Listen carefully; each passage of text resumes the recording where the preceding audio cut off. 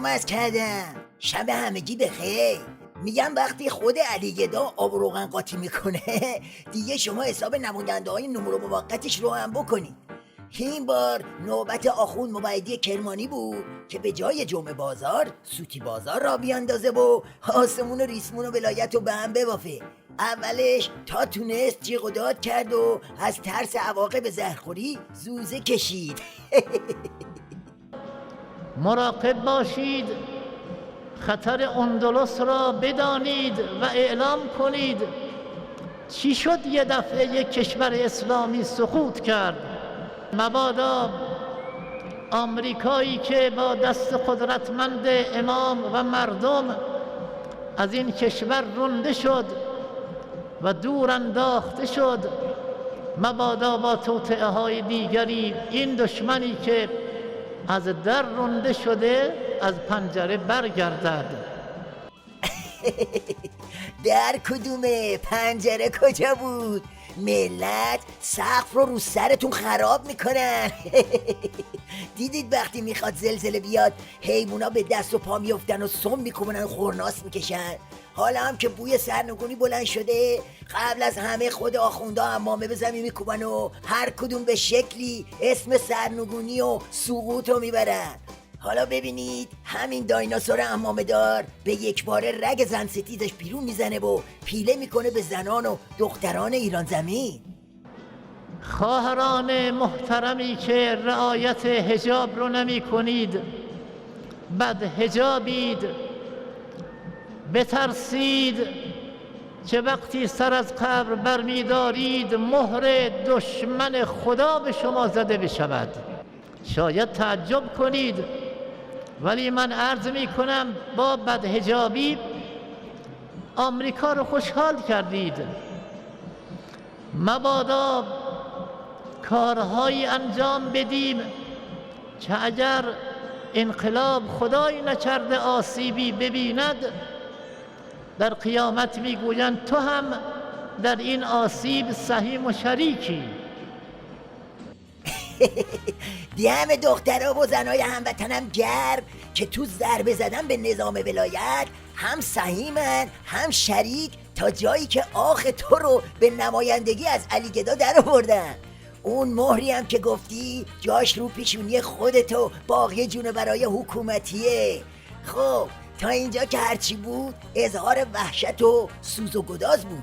حالا بریم ببینیم حرف این دایناسور راجع به این کارناوال استخون ولایت چیه. چند تذکر اول، تشییع با شکوه و مجلل از 270 شهید غواص. مرحبا به این مردم خوب، مرحبا به این مردم زمان شناس، چه عالی تشییع کردند. این تشییع مجلل انعکاس جهانی داشت و به حمدالله تلویزیون هم خوب عمل کرد و صحنه ها را به خوبی به مردم ارائه داد و انعکاس خارجی رو هم همینطور به مردم به خوبی نشون داد. انعکاس خارجی؟ خیلی انعکاس خارجی داشت، راست میگی. اونقدر انعکاس خارجی داشت که ارعر سبزعلی رضایی رو هم در آورد. اینا عده‌ای از رادیوهای بیگانه و دشمنان ملت ایران که در طول 8 سال دفاع مقدس همراه صدام بودن و با صدام همراهی میکردن صدا در آوردن که شهدای شما درست نباید اینا رو دست بسته شهید میکردن، اما داخل خاک عراق چه میخواستن؟ عجب، شما میخواستید بعد از این که ما متجاوزین را از سرزمینمون بیرون کردیم به اونها گل میدادیم و تشویقشون میکردیم. اگر این غواص ها بعد از عبور از دریا در 15 کیلومتری عمق خاک عراق نمی جنگیدند، آیا امروز ایران امنیت داشت؟ بفرما. اینم از انعکاس خارجی. بدبختا فکر کردم با این استخون بازی ها میتونن طلسم شکسته ولایت تو منطقه رو یه جوری سرهمبندی کنن و به شلتاق پلتاق نوچه هاشون تو کشورهای منطقه مشروعیت بدن. این ادو اطوارا اونم زیر تیغ ضرب الاجل و پای میز تحریما به هیچ جا نمیرسه. راستی گفتم تحریما، حالا یه تیکه از شاخ به شاخ شدن همین مومدی کرمانی با شیخ اکبر رو داشته باشید.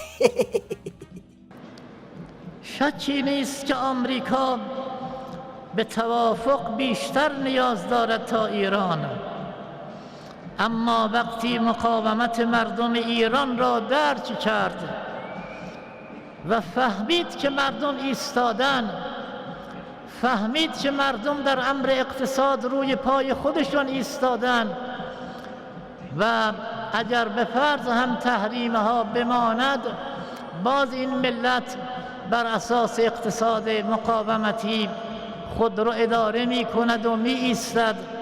اگر این رو فهمید، آمریکا اندک اندک به خواسته های هیئت ایرانی تن در می دهد و این مردم با کمال قدرت بر اساس اقتصاد مقاومتی ایستادن.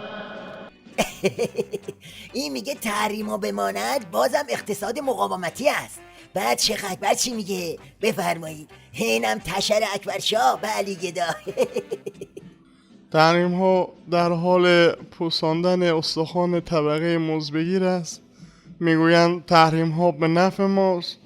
پدر مردم رو در آورده، چطور به نفع ماست؟ در آخر توجه شما رو به یه سوال همچین مشنگ مدارانه از این دایناسور نمره موقت جلب کنم که مرغ پخته رو هم خنده میندازه. اینجا یه سوال برای من هست، البته در حد سوال عرض می کنم. این تعبیری که شده که بازرسی ها مدیریت شده انجام میگیرد، من نمیدونم آیا می شود افرادی بیان و از مراکز نظامی ما، امنیتی ما بازدید کنند و چشم و فهم و درکشون به طور کلی بسته شود، نه هیچی از اون چیزهایی که باید ببینن و نه هیچ اطلاعی از اسرار نظامی ما به دست نیاورند. آیا چنین مدیریتی، چنین بازرسی مدیریت شده ای امکان تحقق دارد یا نه؟ اقلاً برای من مبهم است و سفارش می کنم تأکید مقام معظم رهبری را که فرمود به هیچ وجه اجازه نمی دهیم اینان بیان از مراکز نظامی و امنیتی ما بازدید کنند. به این توصیه به دقت توجه شود و عمل گردد. بابا این جمعه بازاره یا کمدی استنداپ؟ میگه بابا کدوم چشم بستن؟ سر کیو میخوای شیره بمالی؟ میخوان بیان دار و ندار علی گدا رو بازرسی کنن، بازرسی که با چشم بسته نمیشه. به قول اون یکی مشنگه GPS دارن، دم و دستگاه دارن. اوه دوستان، زمان برنامه خیلی طولانی شد. اگه بخوایم با این روده درازی های آخوندا بریم باید تا صبح ادامه بدیم. جان کلام این که یه جمعه بازار دیگه بود و یه نمایش دیگه از علی گدا تو مخمسه بزبیاریا. ممنون که با موشکاف امشب برام برو بودی. خدا نگهدار شما.